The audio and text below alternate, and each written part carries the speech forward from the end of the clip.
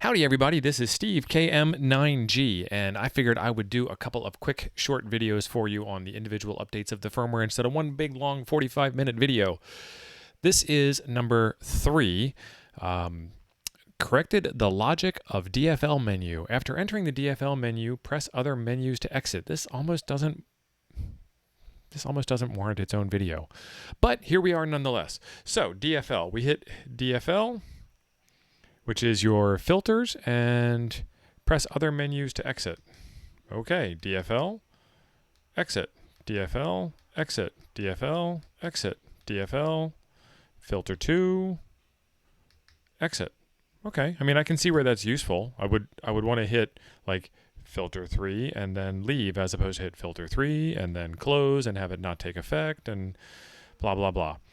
So it does the thing. Rock on. There's a whole bunch of stuff down in the description below, including a discount where you can purchase this radio. There's a video right over here that I think you'll enjoy next. Thanks for being awesome.